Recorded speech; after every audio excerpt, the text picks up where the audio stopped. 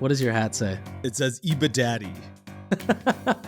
That is the perfect nickname for you. The biggest thing that's probably changed from when we were running ads, 5-6 years ago to today is the algorithm of deciding what creative serves who. Like, let's say I have $1,000 budget in that ad set and 10 creatives. The creative that's working may not be getting the most spent. It might actually be getting the least spent. At the same time, I wonder, like, if Google or Facebook tries to box out Shopify, they might lose advertiser spend. TikTok Shops has done this great thing to prove to the world that, look, the way that we're getting affiliates, the way that merchants are getting affiliates right now is antiquated.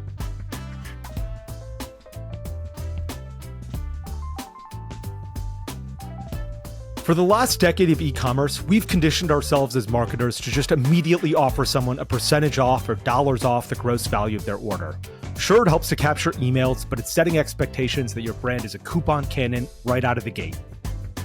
This is one of the reasons I love Postscript. We know Postscript as the SMS company, but they've launched CashBack, a new Postscript product that allows customers to opt in to getting cash back towards their next purchase instead of just a discount. It can be redeemed as a gift card or store credit, where most brands will offer an additional 15 to 25% of credit value. Want new customers to convert better and return? Go to postscript.io/limited. All right, Nick, we're back with another episode of Limited Supply. I've got a bunch of fun stuff that I want to talk about, including one thing I wrote about. Can we quickly acknowledge your hat? What does your hat say? It says Iba Daddy.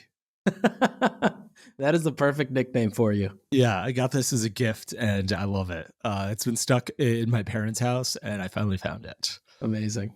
Okay, awesome. There's a bunch of stuff I want to chat about today, but the first thing I want to chat about is some Facebook ad stuff. Well, it's not just Facebook ads, but just Facebook in general. And I want to chat about two different things when it comes to this. The first is, a while ago on Twitter, I sort of asked people, I was like, hey, are you guys running separate retargeting campaigns, or do you have like prospecting and retargeting all in one? And everyone was like, look, we have them all in one these days. The way of having separate retargeting campaigns and separate prospecting campaigns is basically the way that you did it, and you're really old. So, stop thinking that you know what to do any longer. And then I started asking people, and I was like, Facebook has a limit of 8 ASC campaigns on any given in any given country. So if you're running ads to Canada, you can have 8 ASC campaigns. If you're running ads to Brazil, you can have 8 ASC campaigns in Brazil and 8 in Canada and 8 in the United States. And the 8 in the United States was a little bit perplexing to me because I was always, at first, I'm not sure why there's a limit of 8 ASC campaigns in the United States. And then I don't understand how people are running Facebook ads. And I want to get your opinion on this, which is, are you putting do most people or do the brands that you work with have separate testing campaigns and like scaling campaigns, or do they have a single, or do they have like many, I guess, let me ask that first. Do they have separate testing and scaling campaigns, or do they like, they do? Okay. And tell me how what the strategy looks like there. Is it like, hey, look, we're going to test this, and if it works, we're going to pull it out. We're going to pull this out and put it into the scaling campaign? Exactly. So I believe we get tested in one campaign, much lower budget. And then once we start to see the results of that, the click-through rate, the CAC, the ROAS, then depending on that, we'll move it into a bigger scaled campaign. It's not actually too different than like the way we used to do it 7 years ago. The difference being that at that time you would break out prospecting, retargeting, remarketing. Whereas here, I think the first two still stay together. And I could be wrong here because I'm not actually in the accounts today, but I believe remarketing or, marketing to existing customers is still separate. So let me ask this. In the testing campaign, there's one testing campaign, and let's say it's $1,000 budget. Any given time, you've got 10 ads there. If you see one ad performing really well, you pull it out and you put it into the scaling campaign. And the scaling campaign already has, let's say, 10 of your best ads, 20 of your best ads. And this campaign that you just pulled out competes against those 20 for budget. Is that how it works? Correct. Okay. That's really interesting. And then what happens when you pull it out and put it in the scaling campaign? And do you reset all the comments and likes and the social proof, or no? Do you just pull out the ID and put it in there? Pull out the ID. Okay. I still don't trust Facebook well enough to be like, look, this is working really well in the testing campaign. Let me put in a scaling campaign and compete for budget. It actually, what I don't trust is the competing for budget. Yeah. And so what I found in some accounts that I've gone through is basically they're already maxed out at 8 ASC campaigns. And those 8 only have 1 or 2 or 3 or 4 different ads in them. And they're all spending a ton of money on like one creative. But if you put all those creatives into a single campaign, and let's say each campaign is spending $100, that's a bad example. Each campaign is spending $1,000 and there's 8 of them. You're better served doing that than putting them all into one single campaign and spending $8,000 a day. And that's because you can do a better job adjusting what creative should be getting in budget and what shouldn't. But I wonder if this, am I wrong about that? Is this an old school way of thinking? Because it sounds like the news, I talked to Cody once a long time ago, Jones Road Beauty, and he's like, I have 1 ASC campaign. I can't imagine anyone having 8. Yeah, I think that's right. The way Cody's doing it is right. I believe that's how we do it as well, is the goal is to just consolidate as much as possible. And I do think the biggest thing that's probably changed from when we were running ads, 5-6 years ago to today is the algorithm of deciding what creative serves who. Like I think before, your best creative would spend based on efficiencies of that creative. But I think with ASC, knowing that it was an evolution of the DABA, the dynamic audience, dynamic ads broad audience, the evolution is that I think each creative will basically go out and try to find different audiences that are working for that specific creative. So rather than the ad set just choosing a couple of creatives, it'll try to find pockets of audiences that match that creative and then go against them. So I think that's the difference. So, okay. I still have trouble believing that, a long time ago when we were running ads 5-7 years ago, what I always did is I'd say one campaign can have 100 ad sets or 10 ad sets, whatever you want, doesn't really matter. But every ad set can only have one ad. And the reason that I set up one ad set, one ad was because I was always like, look, if I put in many creatives into one single ad, Facebook actually doesn't serve the budget well. Like, let's say I have $1,000 budget in that ad set and 10 creatives. The creative that's working may not be getting the most spend. It might actually be getting the least spend. And so I'd have to be like, this doesn't make any sense. I need to manage creative spend individually. And in order to do that, I have to create one ad set, one ad.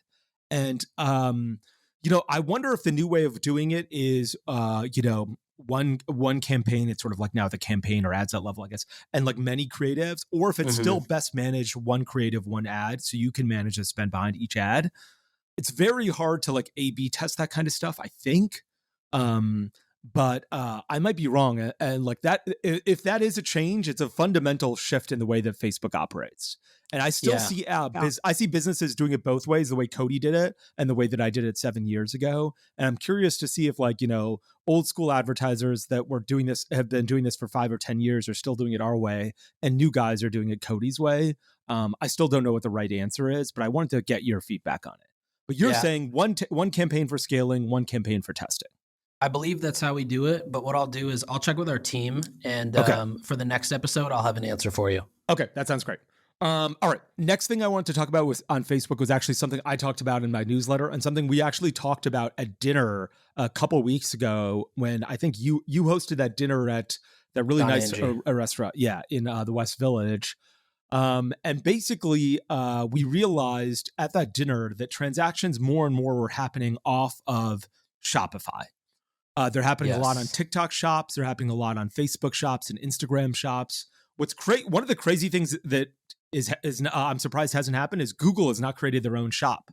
Like, why is it that when I Google a product on my iPhone, I find a product on Facebook, Google it, and then look it up on and then click the ad on Google, I'm actually taken to a Shopify site and not Google's own shop so that they can own the data and have first party data.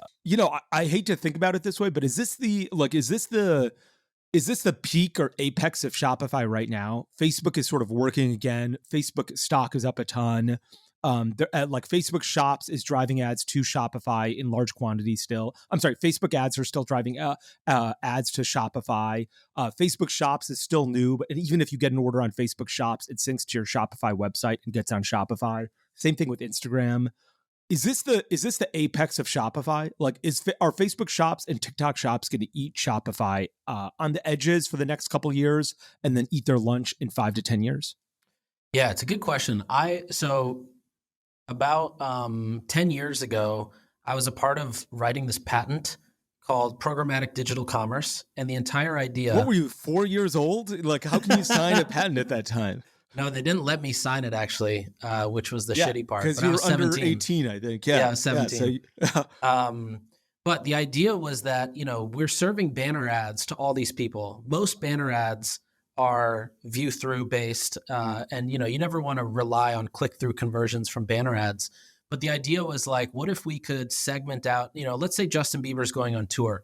If we could actually understand from first-party data from Spotify or the label who are Justin Bieber's top 20% of fans and actually sell them a ticket at a higher price before the tour starts at a premium because we know they're more engaged. The best way to do that would actually be to sell them that product in the actual ad. So an interactive display ad that you could click and, some sort of one-click connection to your credit card or payment token is there. So even back then, I thought this is going to be the future of programmatic digital commerce in general. Is you don't necessarily have to go to this individually created store, right? It's like the idea of going to a Ziploc store versus going to Target. You don't have to go there. You should be able to go to the marketplace equivalent. Now, if you look at the shops today, I think a year and a half ago, when Facebook really started pushing shops on Instagram and Facebook, they sort of tried to make it a way to show advertisers like, hey, we aren't getting the full set of data we used to get, but if you leverage our own shops, whether it's by engineering that they did themselves to make CPAs lower for shop-specific traffic, or the fact that, maybe they did get some extra signals that actually helped the algorithm. They rolled out shops and it did decently well. Like everybody was starting to add shops into the budget or the allocation of traffic because it was converting well. Then you had TikTok shops come in and it was like, you know what? We're actually not even doing this for the advertisers. This is for the affiliate marketing world that hasn't been innovated on in 20, 30 years. And now your customers and fans and consumers of the platform are going to be the sellers. And I think it's really interesting because I think there still is a world where you want to go buy from the brand directly. But I think what TikTok Shops has shown us is that every single one of these platforms is going to have their own store. We started seeing it when Shopify announced they're integrating with Walmart.com, with TikTok, with YouTube, all these other platforms. But I think the thing TikTok has shown us, and I know that YouTube is actually working. I think that it's an alpha, so I don't know if we're allowed to even say this, but YouTube is working on the same thing as TikTok Shops, but for YouTubers. So YouTubers will be able to go into a marketplace, look at what they're going to, whatever aligns with their video. Right now, it's all Amazon links, right? You get anywhere from 3% for electronics to maybe 20% for beauty. It averages maybe around 5%. And YouTube's going to have this fully integrated directly in the video. So I don't know that Shopify will be obsolete. I know that that was like a belief that was pretty talked about at the dinner. But I do think that this idea of this is social commerce in the US. In China, where everybody's, we've raised hundreds of millions of dollars on live streaming and all this other stuff that has done well in China. I don't think that's native to the US. I think this is the native form of social commerce in the US. And so I guess to your original question, I do think it's going to bite at Shopify's ankles. Like, I think they're going to start to see, for some, I'd say on average, maybe like 5 to 15% of sales are going to now happen off of the Shopify site. And, if you factor in Amazon into that, it might be more like 30 to 40% of sales of e-commerce sales are not happening on the Shopify. But I feel like it's hard to imagine that it would be fully obsolete. Of course, the other lever there is like TikTok and YouTube. They could actually decide, you know what? Stripe is the other piece that Shopify, if we just integrate Stripe and maybe you use Shopify for order management, maybe we don't need Shopify, or maybe we can figure out how to connect to your 3PL directly. But at the same time, I wonder, like, if Google or Facebook tries to box out Shopify, they might lose advertiser spend in a way that might outsize the returns of actually pushing forward with commerce. Does that make sense? Yeah, that does make sense. And I think there's two different points to talk about here. One is, yes, creating an affiliate network. TikTok Shops has done this great thing to prove to the world that, look, you don't actually need it. The way that we're getting affiliates, the way the merchants are getting affiliates right now is antiquated. You DM everyone individually, you create a deal, you create a coupon code, a special link, you track sales, and then you pay them as a result of that. Like that type of pay to play world is going to be over, and it's going to be replaced by the social platform itself. Having the transaction happen on its site and controlling the links and and having first party data, so their data is really unimpeachable. I think what TikTok Shops is shown is that share a sale is absolutely obsolete. There's no share a sale 10 years from now does not exist. It shouldn't, if you look at their website, it looks like someone lost the keys to be able to edit that website 10 years ago. Yeah. So 10 years from now it will not exist, I don't think, or at least in the way that it does today. And when TikTok has also made it so like almost every brand can be its own MLM right out of the gate. But I think that the affiliate thing that they did is creative and really well done, and Facebook and YouTube will adopt that because it just makes so much sense. But I think that is something even different than, look, you discovered a product on this site from an ad or from an affiliate. Doesn't even matter which one. Like Facebook, you probably still discover more things from ads than you do from creators and affiliates. You discover a product from an ad, you go to the Facebook shop and make a purchase. Facebook owns all of that data and has, right now, no one trusts Ad Manager. That's why on Triple Whale, there's like 5 or 10 different forms of ordered of attribution. You can use UTM parameters. You can use Facebook Ad Manager. You can use their own, there's so many different forms. Right. 7 years, when I was running native, you could trust Facebook like there's no tomorrow, because they're like, look, we understand all of the data. Post iOS 14.5, it's gotten a lot more gray. And creating Facebook Shop brings in all of that data again and makes it crystal clear. Yeah. The other thing is that the way that Facebook could win here is to say, look, we're subsidizing this, and currently they're already doing that. In the past couple of weeks, I've been thinking about this. So I asked a big ad agency. I don't want to name them because I don't want to ruin their relationship with anyone. But I asked a big ad agency. I was like, "What are you seeing with Facebook Shops?" And they're like, "We've seen some ups and downs. The subsidies are obviously great, and they push people towards Facebook Shops. The downs don't necessarily do that."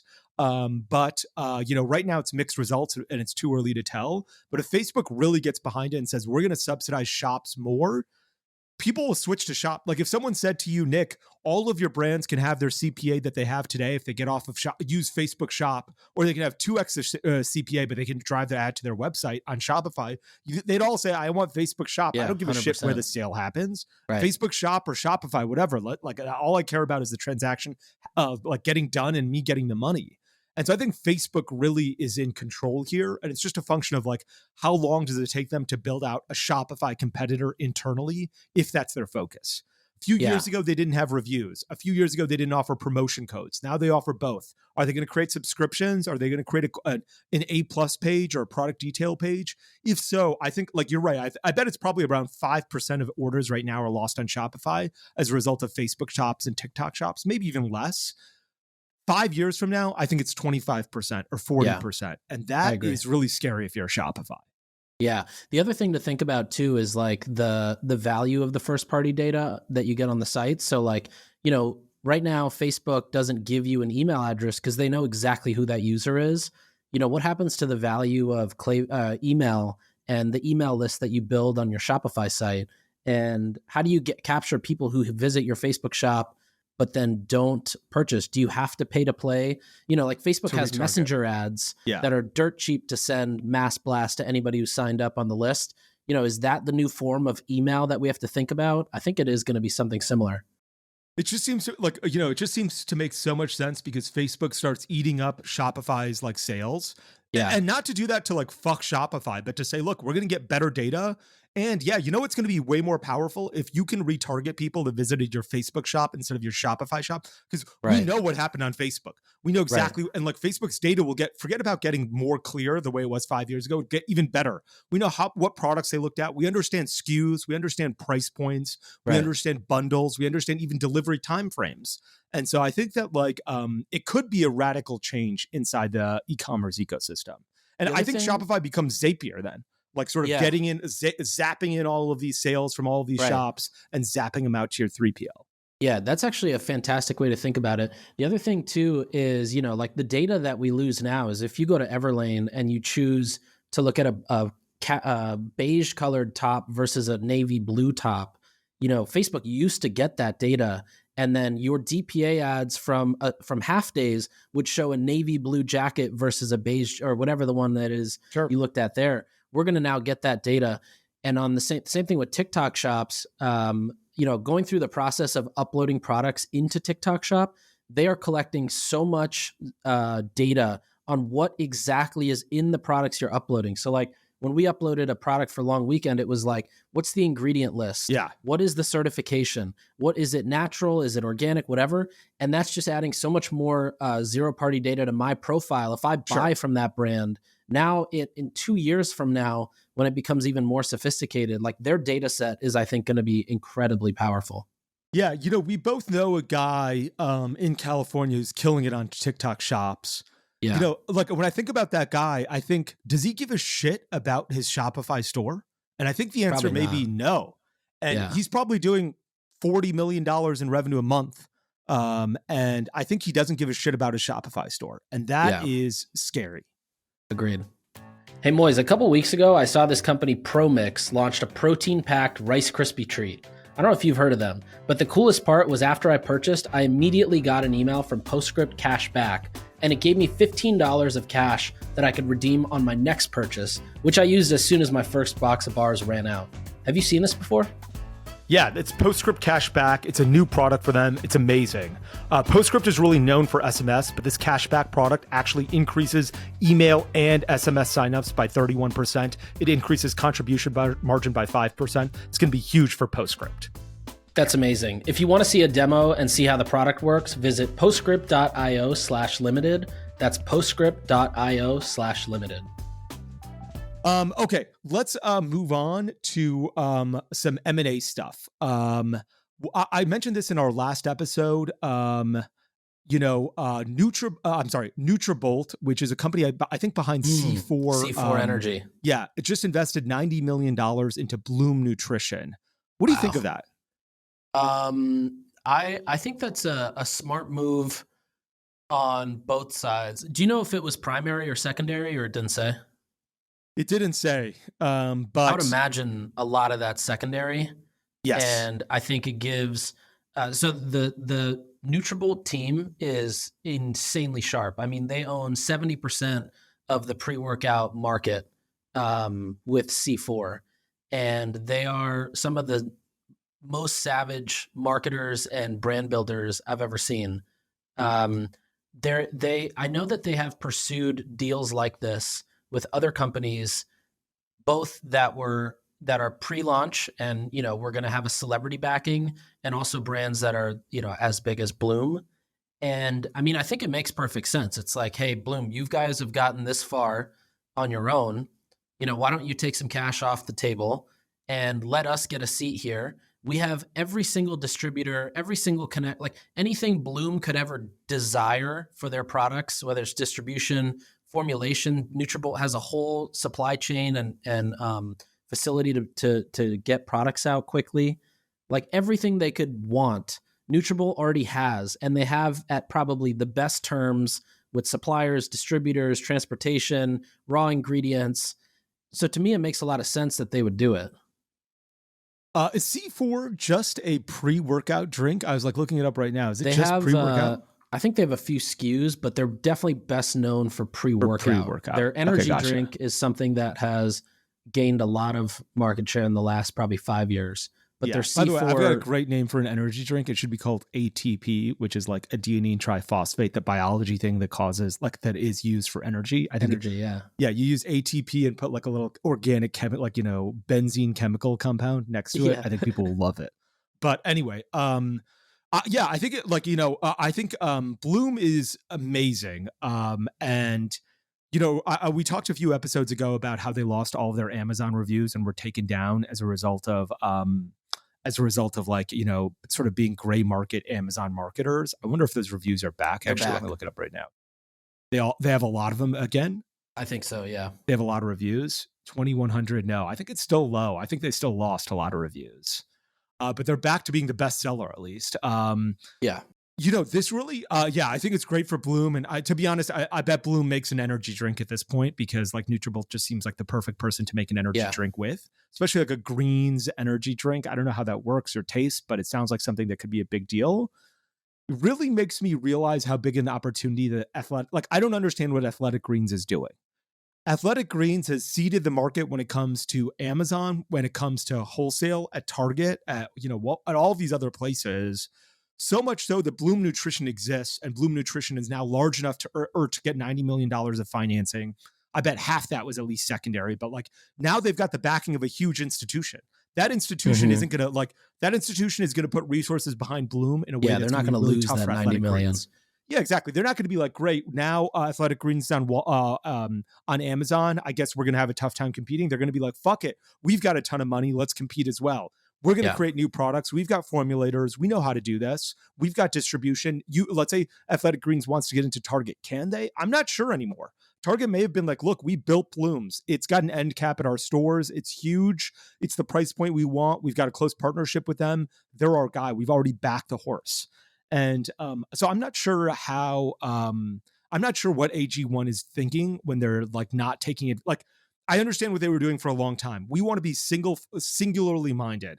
We want to have a ton of scale and we want to leave a lot of meat on the bone if we want to get acquired or raise money. We can go into stores. We haven't launched on Amazon. We can launch new SKUs. But the longer and longer they wait, the more like this is a zero-sum game in some ways. When you give up sales at Target and on Amazon, you don't get those sales back once you launch there. Somebody might be like, I have a Bloom subscription. I like the Athletic Greens. I found Bloom. I have a subscription on Amazon. I go to Target to buy it. That's where I go to buy it. Why are they doing this? Yeah, it's a good question. I mean, Athletic Greens is also it's a single SKU brand. And I feel like at one point when they hired Kat Cole, they did a huge marketing campaign and push where they sort of changed their name from Athletic Greens to want to be called AG1, which gave me the thought that there's going to be an AG2, an AG3, and so forth. But there hasn't been anything launched. And I think Bloom did kind of what like all these mattress companies did.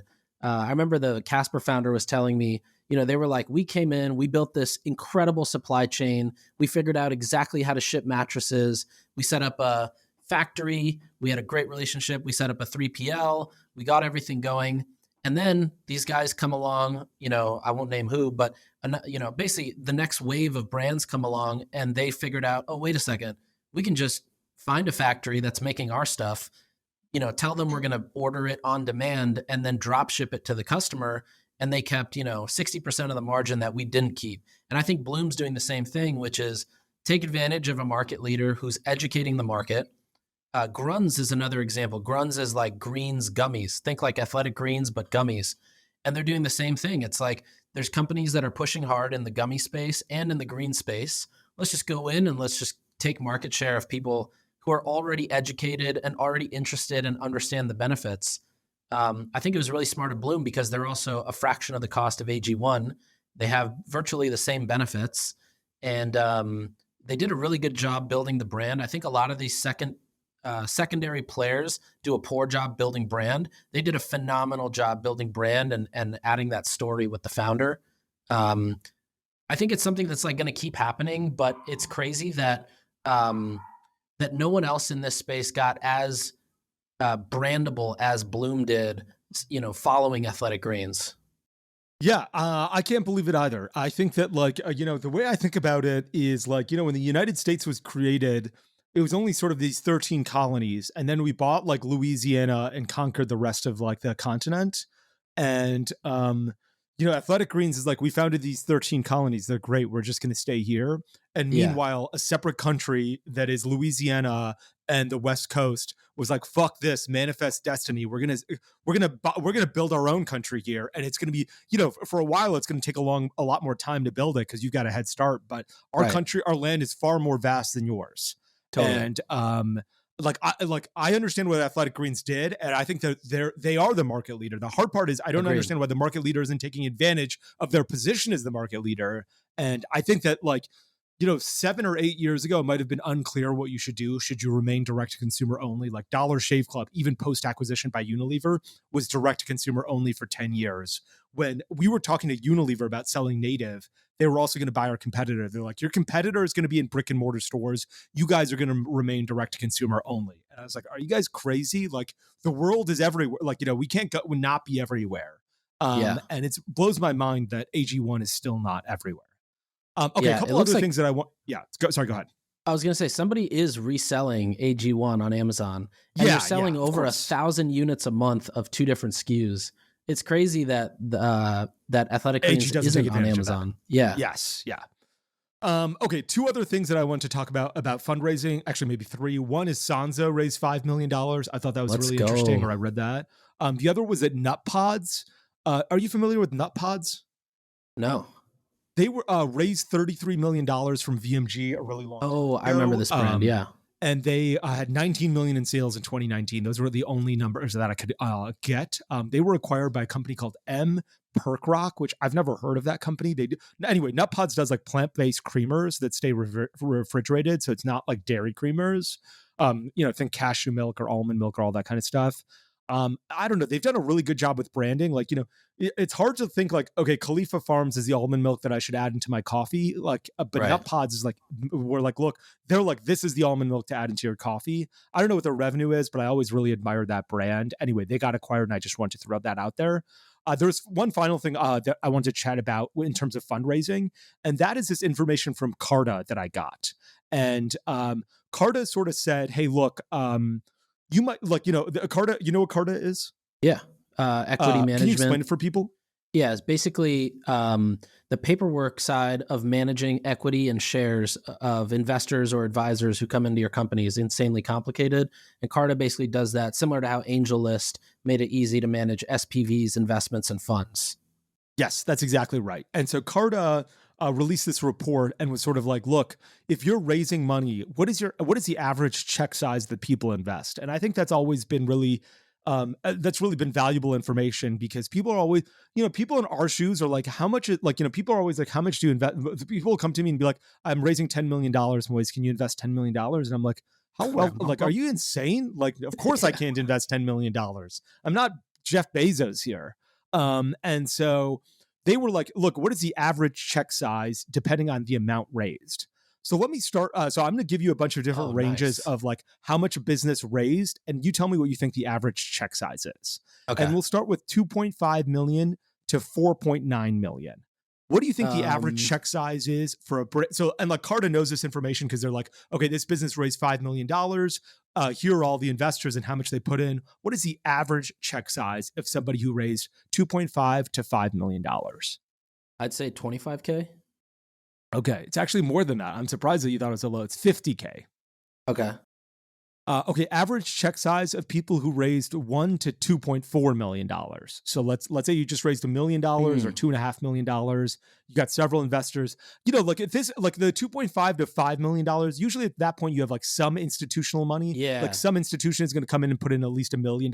Most angels aren't writing $1 million checks, or maybe they are if like they're certainly rich enough. But like 1 million to 2.4. Maybe you have an institution there, like a small seed stage investor.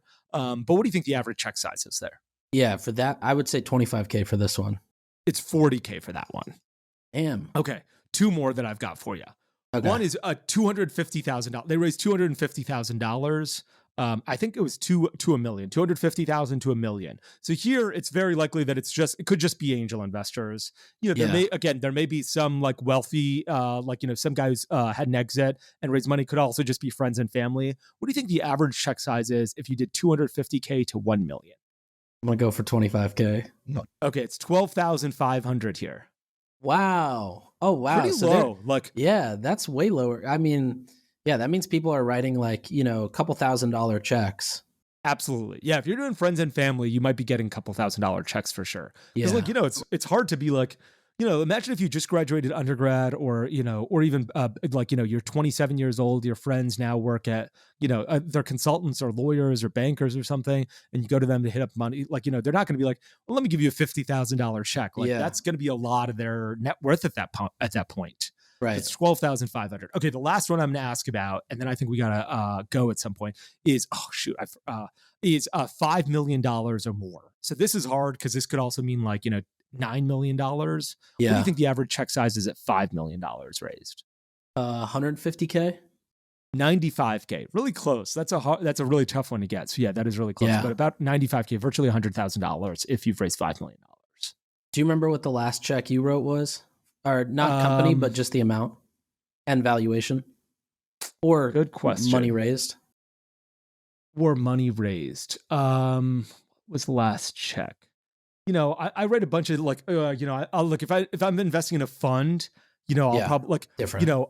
Exactly. I'm ready to write $250 to $2 million checks. I think the last company that I invested in was probably $50K check at, I want to say it was a $12 million valuation, but I'm not positive anymore. It's been a while since I invested in a brand. Although I did drive, my friend Ramon was just on Shark Tank on Friday. So we went down to have a party at his, in Austin. And, on that drive down, I had 3 phone calls where I'm like, I might invest in this brand. And that was pretty awesome to see. Like I haven't invested in a brand in a long time, and now I'm finally starting to see brands that I'm excited about again. I'm starting to get excited about writing those checks again. That's awesome.